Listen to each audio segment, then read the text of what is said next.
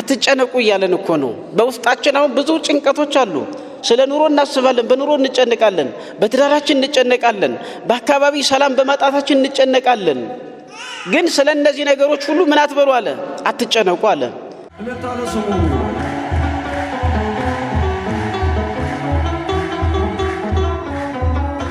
ያች ትንሽ ፍጥረት ናት ምድር ውስጥ ሰርስራ ገብታ ያን የሚጥመውና መድኃኒት የሚሆነውን ጣዝማ ማር የምትሰራው ተመልከቱ። በጣም ልንማርባቸው የሚገቡ ትናንሽ ፍጥረታት አሉ። ተግተው የሚሰሩ የማያርፉ ማለት ነው።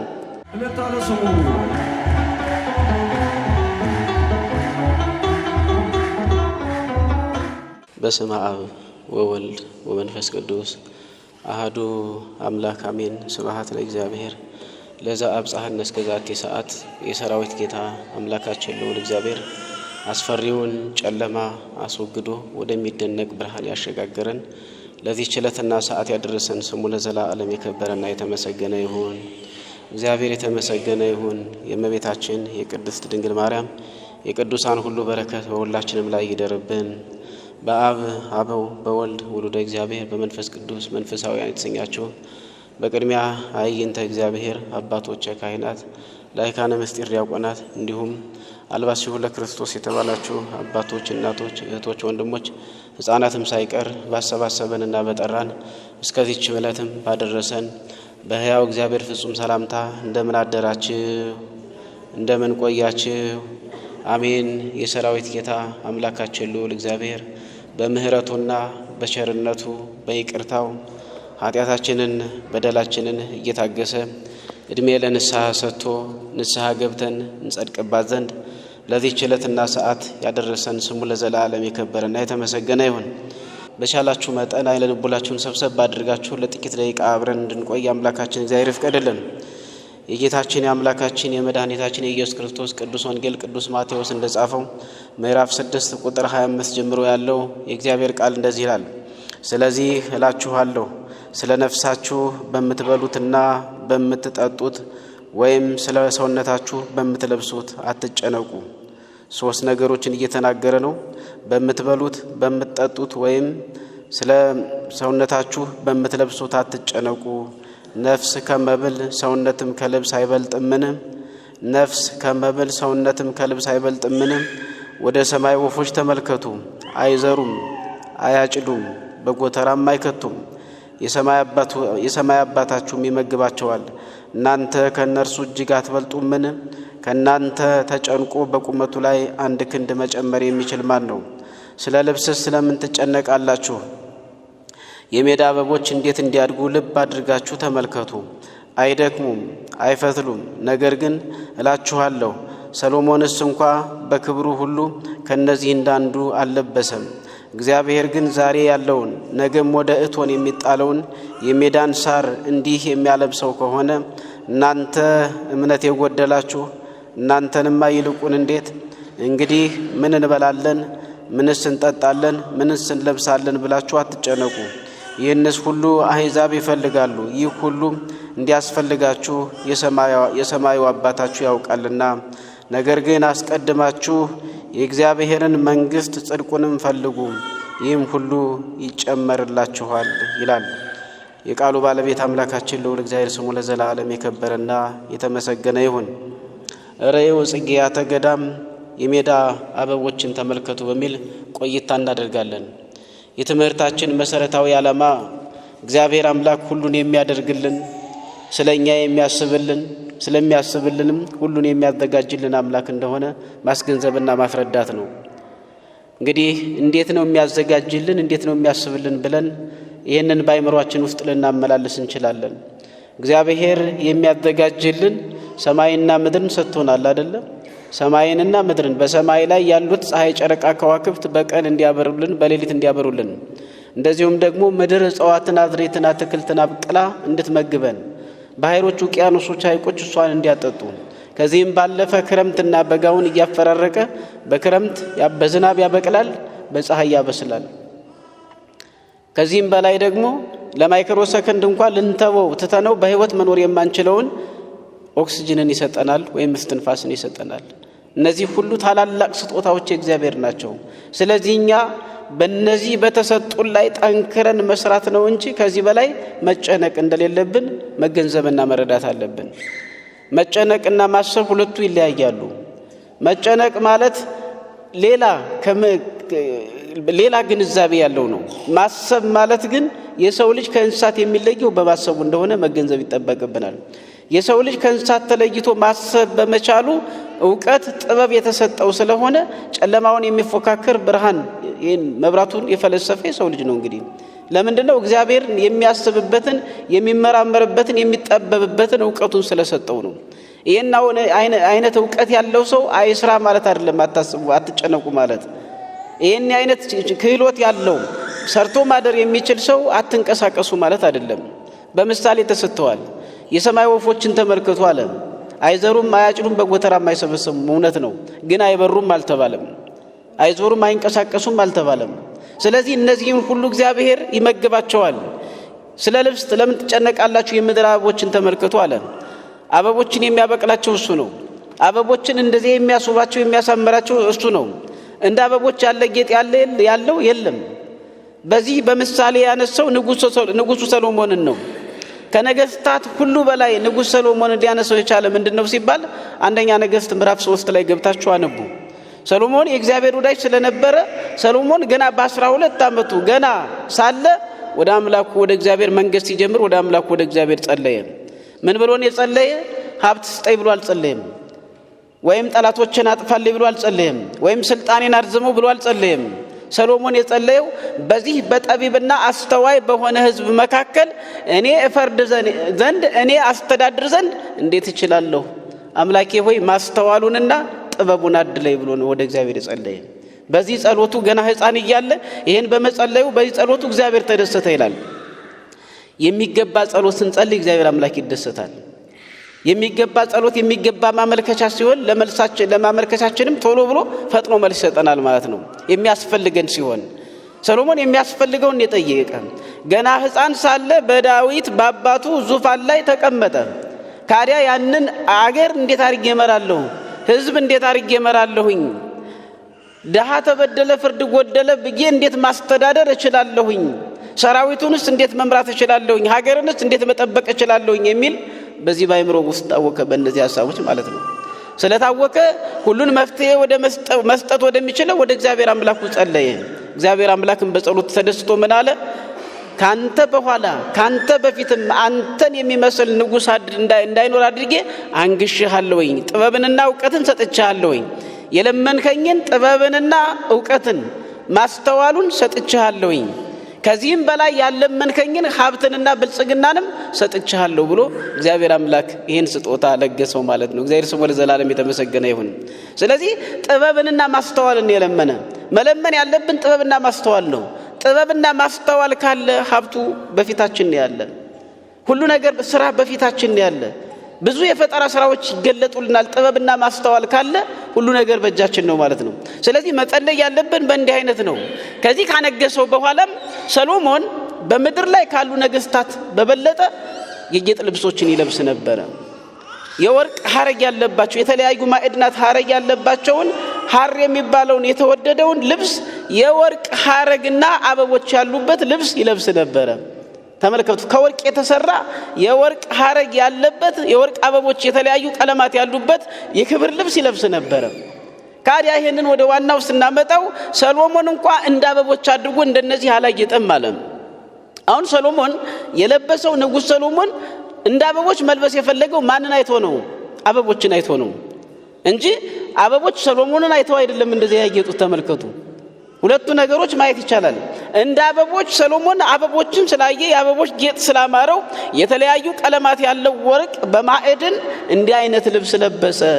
ግን ሰሎሞን እንደነሱ አልለበሰ ማለት ሰሎሞን ከነሱ አይቶ ከነሱ ተረድቶ እንጂ አበቦች ከሱ ተረድተው አልለበሱም ማለት ነው። ስለዚህ እነዚህን አበቦችን እግዚአብሔር አምላክ ያስጌጣቸዋል። በዛሬ ታይተው ከጥቂት ቀናት ከጥቂት ወራት በኋላ የሚጠፉትን እነዚህ የምድር አበቦችንና ሳሮችን እንዲህ የሚያለብሳቸው ከሆነ እንዲህ የሚያስጌጣቸው ከሆነ የሰማይ ወፎችንም የሚመግባቸው ከሆነ እናንተ እምነት የጎደላችሁ እናንተንማ ለምን ብሎ ጥያቄ ይጠይቃል ማለት ነው። ስጋን ከመመገብ ነፍስን አምጥቶ መስራት አይበልጥምን ይላል። ነፍስ አትበልጥምን ይላል። ነፍስ ከየት እንደመጣች ነፍስን እንዴት እንዳዋሃዳት የሚረዳለ እናውቃለን። ስጋን ከመሙላትና ነፍስን ከመስጠት የትኛው ይበልጣል? የትኛው ነው የሚበልጠው? ከሌለችበት ወዳለችበት አምጥቶ መፍጠር ነፍስን መፍጠር ታላቅ ነገር ነው ማለት ነው። ስለዚህ ነፍስን የሰጣችሁ አምላክ ምን ይላችኋል ነው? ይመግባችኋል ነው። ስጋችሁንና ነፍሳችሁን አዋህዶ የፈጠረ አምላክ ይመግባችኋል፣ አትጨነቁ የሚል ነው። በዚህ ዘመን ላይ ጭንቀት በበዛበት ዘመን ላይ በዚህ ሁሉ ነገር ውጣ ውረዱ በሰፋበት ዘመን ላይ ሁሉ ተወደደ ጨመረ እንጂ ቀነሰ በማይባልበት ዘመን ላይ በዚህ ላይ አትጨነቁ የሚለውን ድምጽ የእግዚአብሔርን ድምጽ መስማት መታደል ነው። እግዚአብሔር አምላክ ስለኛ የሚያስብልን ስሙ ለዘላለም የከበረና የተመሰገነ ይሁን። አትጨነቁ እያለን እኮ ነው። በውስጣችን አሁን ብዙ ጭንቀቶች አሉ። ስለ ኑሮ እናስባለን፣ በኑሮ እንጨነቃለን፣ በትዳራችን እንጨነቃለን፣ በአካባቢ ሰላም በማጣታችን እንጨነቃለን። ግን ስለ እነዚህ ነገሮች ሁሉ ምን አትበሉ አለ? አትጨነቁ አለ። አትጨነቁ የሚል እግዚአብሔር መፍትሄ ሳይኖረው ነው ወይ? መፍትሄ ስላለው እኮ ነው። መፍትሄውም ታማኝ ስለሆነ እኮ ነው። እግዚአብሔር ስሙ ለዘላለም የከበረና የተመሰገነ ይሁን። ስለዚህ አትጨነቁ አለ። መጨነቅን ማስወገድ አለብን። ግን አትጨነቁ ሲባል አታስቡ ማለት አይደለም። በደንብ ማሰብ ያለብን። እንደው እዚህ ላይ አንድ ምሳሌ ሰጥቼ ባልፍ ደስ ይለኛል። አንድ ጀማሪ መነኩሴ ወይም ባህታዊ ነው አሉ ገዳም ሄዶ ይገባል። ገዳም የገባበት ምክንያት እግዚአብሔር አበቦችን ያለብሳል ወፎችንም ይመግባል ሲባል ስለሰማ በተሳሳተ ትርጓሜ ገዳም ሄዶ ቁጭ ብሎ ሊበላ ሊጠጣ ሊለብስ ነው ሄደ። እንግዲህ የሱ ሐሳብ እንደዚያ ነው። እዚህ ዓለም ላይ ቢመለከተው እንዲህ አይነት ጉዳይ የለም። ግን ገዳም የሄደ ሁሉ ቁጭ ብሎ የሚበላ ገዳም የሄደ ሁሉ ቁጭ ብሎ የሚለብስ መሰለውና ገዳም ሄደ። ይሄን ግንዛቤ ይዞ ከዚያ ሄደና ቁጭ አለ። ቁጭ ብሎ እንግዲህ የገዳማት በስራ የታወቁ ናቸው። በጸሎት ብቻ አይደለም ገዳማት የሚታወቁት። ገዳማት ይሰራሉ። ሰርተው የሙት ልጆችን ወይም ወላጅ አልባ የሆኑትን ያሳድጋሉ፣ ያስተምራሉ፣ አቅም የጎደላቸውን ሁሉ ይረዳሉ እንጂ ማለት ገዳም የሚቀመጡበት ሳይሆን በነፍስም በስጋም እጅግ በጣም የሚሰራበት ቦታ ነው የገዳም ትርጓሜ ማለት ነው። ገዳም ሲከድ ራስን ዘንግቶ ለሌሎቹ ለማገልገል ነው የሚከደው። ይሄኛው ሳይገባው ሄደና ቁጭ አለ። እንግዳ ነው ተቀበሉት፣ ችግር የለም እንግዳ መቀበል አለ። በእንግድነቱ በላ ጠጣ፣ ሁሉ ነገር ተሰጠው። ግን ቢያዩት ሰውየው የሚወጣ አይደለም፣ ወደ ስራ የሚወጣ አይደለም። ጠዋትም እነሱ ወደ ስራ ሲሄዱ መጽሐፍ ስጡኝ ይላል። እስከ 2 ሰንበት ታገቱት። በዛ ስራ ለስራ የለም፣ እንደው የፈሰሰችው ውሃ ያቃነም። እስከ 3 ሰንበት ታገሱት። በዛ ወደ ስራ ሊሄድ የለም። እነሱ አድዋማ ይዘው ወደ ስራ ወደ እርሻ ወደ ቁፋሮ ሲሄዱ በሬ ጠምደው ወደ እርሻ ሲሄዱ እሱ መጽሐፍ ቁጭ ብሎ እያነበበ ይመለከቱት ጀመር። ከዚያ ለአበምኔቱ ነገሩት። ምን አይነት ሰው ነው የመጣብን? እንዴ ስንበላ ከበላ ስንጸልይ ከጸለየ ስንሰራም መስራት አለበት፣ እንዴት አይነት ነገር ነው ብሎ ለአበምኔቱ ይነግራሉ። አበምኔቱ ሄዱና ወዳጅህ ከየት ነው የመጣህ? ለምንድነው ሲሰሩ የማትሰራ? የእንግድነት ሰዓት እኮ አብቅቷል። ገዳም የሚሰራበት ነው። ለጸሎትም ጊዜ አለው፣ ለመስራትም ጊዜ አለው፣ ለሁሉም ጊዜ አለው ይሉታል። እናንተ መጽሐፍ ቅዱስ ያልገባችሁ እምነቱን የማታውቁ ብሎ ዘለፋ ገባ። እንዴት አሉት? ይህን ወንጌል ጠቀሰና የማቴዎስ ወንጌል ምዕራፍ 6 ቁጥር 25 ከፍጻሜ ስትመለከቱ ስለምትበሉት አትጨነቁ፣ ስለምትለብሱት አትጨነቁ፣ የሰማይ ወፎችን እግዚአብሔር ይመግባል፣ የምድር አበቦችን ያስጌጣል ተባለ እንጂ ቆፍራችሁ አርሳችሁ ብሉ ተብሏል እንዲህ ያለና ተናገረ። በእውነት በመጽሐፍ ቅዱስ ላይ ሳትሰሩ ብሉ የሚላል የማይሰራ አይብላ ተብሎ እኮ ነው የተጻፈው። እሱ ያችን ብቻ እንጂ ሁሉን መጽሐፍ ቅዱስ አላየም። እንዲያውም ብላ በሐፈ ገጽ ከነሚል ጥረህ ግረህ ብላ ነው የሚል መጽሐፍ ቅዱስ። ስራን በጣም የማይሰሩትን እንዳይበሉ ነው የሚለው። በመጽሐፈ ምሳሌ ምዕራፍ 20 ላይ ብዙ እንቅልፍ አታብዛ ይላል። ብዙ እንቅልፍ የምታበዛ ከሆነ ይላል የተቦጫጨቀ ጨርቅ እስከ መልበስ ያደርሳልና ብዙ እንቅልፍ አትተኛ ተግተህ ስራ ነው የሚል። ይሄን ሁሉ እንዴት እንዳላየው አይገባኝም። ብዙ ጊዜ የሚሆነው አንዲትን ብቻ አንጠልጥሎ በመህር ነው ሰው የሚወድቀው ማለት ነው። እነዚህ ስለ ስራ የሚናገሩትን እንዲያውም ስለ ስራ ብዙ ምሳሌዎችን ተናግሯል። አንተ ሰነፍ ጉንዳንን ትናንሽ ፍጥረታትን ተመልከት ይላል።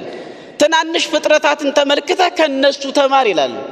አሁን ጉንዳንን አይታችሁታል? ማን እየመረው ነው? ሰው አዝዞት ነው እንዲያሚሄድ? በሰልፍ ነው የሚሄዱት። ተመልከቱ ጉንዳኖችን። ንብን አይታችኋል? እንደ ሳይንሱ ገለጻ ንብ በቀን 80 ኪሎ ሜትር ትበራለች ነው የሚል።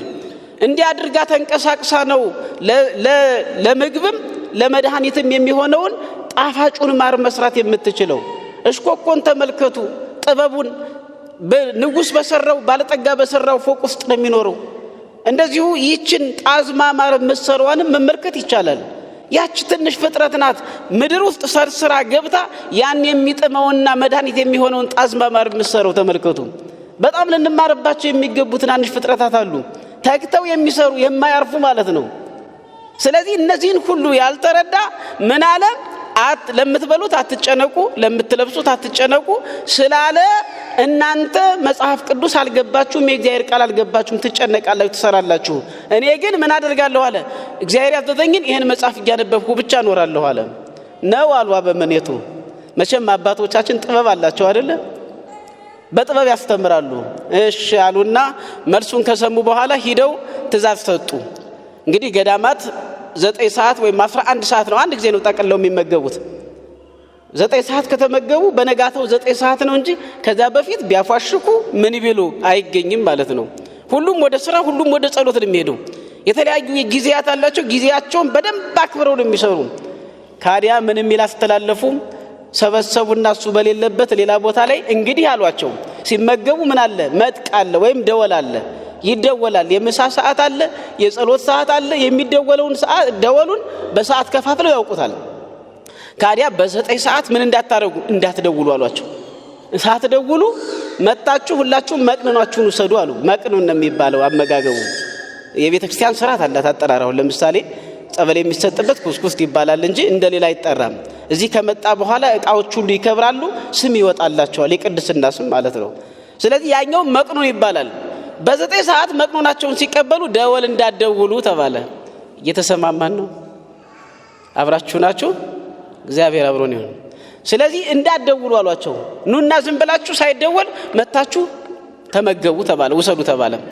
ከዚያ ያ ሰውዬ እያነበበ ነው። ገና 6 ሰዓት ሲሆን እያፋሸከው ነው፣ ደወሏን እየጠበቀ ነው። ተመልከቱ። ሂዶ ሊበላ እኮ ነው ቁጭ ብሎ። ከዛ እየጠበቀ ነው። እነሱ ምንም ደወል ሳይደወል 9 ሰዓት ደረሰና ሂደው ምግባቸውን ይዘው ወደ የባዕታቸው ሄዱ። እዚያች ተመገቡ። ቢያይ ሰዓት ሳይ 8 ሰዓት ሆነ፣ ደወሉ አይደወልም። 9 ሰዓት ሆነ አይደወልም። 10 ሰዓት ሆነ አይደወልም። 11 ሰዓት ሆነ አይደወልም። 12 ሆነ አይደወልም። 1 ሰዓት ሆነ ደወል የለም። ከዚያ በነጋታው ምን አለ? ሲያልመዘምዘው አድሮ የለ። ተመልከቱ። ደግሞ ከሚሰራ ሰው የተቀመጠ ሰው ነው በጣም የሚርበው። ሰው ሲቀመጥ ቅምጥ ሲያበዛ ኃጢአት ይሰራል። ሰው ሲቀመጥ ጾም ይገድፋል። እየሰራ እኮ ቀኑን አያውቀውም፣ ባንዴ ነው የሚመሽ። እንዲያው እውነት ስራን የፈጠረ አምላካችን እግዚአብሔር ስሙ ለዘላለም የተመሰገነ ይሁን። አሁን እናቶቻችንን ብታዩዋቸው እረፍት አላቸው። ሳያውቁት ሰዓት ይሄዳል። ብዙ የሚሰሩ ሰዎችን ተመልከቷቸው። ሳያውቁት ባንዴ ሰዓት ይሄዳል። ይሄን ያህል ሰዓት ነው ሲባል አያምኑም። እንዴ ዛሬ ሰዓቱን የሮጠ ምንድነው ይላሉ። የተቀመጠ ሰው ከሆነ ግን ሰዓቱ አይሄድለትም። እንዴ በርግጫ ቢለው የማይነቃነቅለትም። ተመልከቱ። ሰዓቱ የሚንቀሳቀስ አይደለም። ለተቀማጭ ሰው ሰዓቱ ሰማይ ነው የሚሆንበት፣ ይበዛበታል። ወይ ማንበብ አለበት ወይ የሆነ ነገር ስራ መስራት አለበት። ካዲያ ደወል የለም። በነጋታው ምን አለ? እናንተ አለ እንዴት ሳትበሉ ነው በልታችሁ ያደራችሁ አለ። እንዴ በልተናል እንጂ አሉት። ባገራችሁ ሰው ተትቶ ነው እንደሚበላላቸው፣ ባገርህ ሳይሰራ ነው እንደሚበላሉት። ተመልከቱ። ባጭሩ ማለት ነው። ባገርህ ስራ ያልሰራ ይብላ ይላል። እስኪ የምታነበውን መጽሐፍ አውጣና ተመልከተው። ሊሰራ የማይወድ አይብላ ተብሎ ተጽፎብሃል አሉት። ነው አለና ከእንግዲህ በኋላ ያላችሁኝን እፈጽማለሁ ብሎ በነጋታው አብሮ አድዋማ ከሚይዙት አድዋማ፣ ከሚያርሱት እርሻ፣ ከሚያርሙት አረም አብሮ ተሰለፈ። ስለዚህ ምን ያስፈልጋል ነው? መስራት ያስፈልጋል፣ ማሰብ ያስፈልጋል። ነገር ግን ምን አያስፈልግም? መጨነቅ አያስፈልግም። ለመጨነቅ ምሳሌ ልንገራችሁ። አንድ ጥበበኛ ዝንጀሮ ነው አሉ። ጥበበኛ ሆንሁ ሲል ምን አለ? ሰማይ ወደ ሰማይ ቀና ብሎ ሰማይ የተሰበረ እንደሆነ ይወድቅብኝና ይገለኛል። ስለዚህ ምን ልስራ አለ? የሆነ የምከላከልበት ነገር ልስራ አለ። መጨነቅ ማለት እንደዚህ ነው። እኛ ልናደርገው የማንችለውን ማሰብ እኛ ልናደርገው የማንችለውን ስለዚህ ማሰብ መጨነቅ ይባላል ማለት ነው። ለምሳሌ ክረምቱ አይመጣም ብለን ብንጨነቅ አይመለከተንም። ክረምቱን የሚያመጣው ማን ነው? እግዚአብሔር ነው። ዝናብ እንዲዘንብ የሚያደርግ እግዚአብሔር ነው። እርሻ ማረስ ግን ይጠበቃል፣ ማረም ግን ይጠበቃል፣ ሁሉን ነገር ማድረግ ግን ይጠበቃል። ስለ ዝናቡ ማሰብ ግን የኛ ድርሻ አይደለም። ስለ ዝናቡ መጨነቅ ማለት ነው። ምክንያቱም በሰዓቱ ምኑን ያመጣዋል? ዝናቡን እግዚአብሔር አምላክ ያመጣዋል ማለት ነው። መስራት ያስፈልጋል፣ አበርክትልኝ ማለት ያስፈልጋል። ከዚያ በላይ ያለውን መጨነቅ የለብንም የሚባለው ይሄን ለማስታወስ ነው። ስለዚህ እግዚአብሔር አምላክ የማይረሳን የማይዘነጋን ወቅቶችን በማፈራረቅ አሁን ከዚህ በፊት የነበርንበት ማን ነው? ዘመነ ክረምት ነበር አይደል? ክረምቱ ምንም እንኳን እግዚአብሔር እርሱ ባወቀ ለበረከት ቢሆንም ቢያደርገውም ቢያዘገየውም ክረምቱ ከመቼ ነበረ? ከሰኔ 25 እስከ መስከረም 26 ዘመነ ክረምት ይባላል። አሁን ደግሞ ሌላኛው ቀጥሎ አሁን ያለንበት ጽጌ ዘመነ ጽጌ ይባላል። አበቦችን የምናይበት አበቦች አበበው የተለያዩ አበቦችን አጊጠው የምንመለከትበት ስለሆነ በዚህ አይነት ቤተክርስቲያናችን ታስተምራለች። እኛ ደግሞ ከዚህ መማር ያለብን በቅድስና ማጌጥ እንዳለብን ነው። በንስሐ ማጌጥ እንዳለብን፣ ስጋውና ደሙን በመቀበል መዋብ እንዳለብን፣ ልክ እንደ አበቦች ሁሉ እኛ በምን ማጌጥ አለብን? በንስሐ ማጌጥ አለብን። እግዚአብሔር እኛን በማየት ደስ እንዲለው በንጽህና በቅድስና ማጌጥ አለብን። በፍቅር ማጌጥ አለብን። ሰላም በውስጣችን መስፈን አለበት። ህብረታችን መጽናት አለበት። ከኃጢአት ከበደል መራቅ አለብን። አበቦቹ ሲያዩዋቸው የተለያዩ ቀለማትን ይዘው እንዲያምሩ እኛም ልዩ ልዩ የጽድቅ ስራዎችን እየሰራን በደሙ የቀደሰንን አምላካችንን ማስደሰት አለብን ማለት ነው። መዋብ አለብን። ልክ አሁን ለብሰናል አይደል? ለብሰን ደስ እንዳለ ንጹህ ልብስ ውስጣችን ደግሞ በንስሐ ሊዋብ ያስፈልገዋል። እግዚአብሔር እንዲደሰት በእኛ እኮ ይደሰታል። ልጅ በእናት አባቶቻችን በልጆቻቸው እንደሚደሰቱ ከዚያ በላይ እግዚአብሔር በእኛ ይደሰታል ማለት ነው። ስለዚህ እግዚአብሔርን እንድናስደስተው የተከፈለልን ዋጋም እንዳንጥል እኛን ለማዳን ስጋውን ቆርሷል፣ ደሙን አፍሷል፣ ስለኛ ተገርፏል። በመስቀል ላይ ዋጋ ከፍሎ ነው ጠላታችንን ቀጥቅጦ በኃጢአት ሲገዛን የነበረውን እርሱ በቅድስና የገዛን አምላካችን ልዑል እግዚአብሔር። ስለዚህ ንጹሃን መሆን አለብን። አበቦች እንደሚያስደስቱ እኛም በሕይወታችን እግዚአብሔርን እንድናስደስት በንስሐ በቅድስናና በንጽህና መመላለስ አለብን። የሰራዊት ጌታ አምላካችን ልዑል እግዚአብሔር ስሙ ለዘላለም የከበረና የተመሰገነ ይሁን። ይቆየን።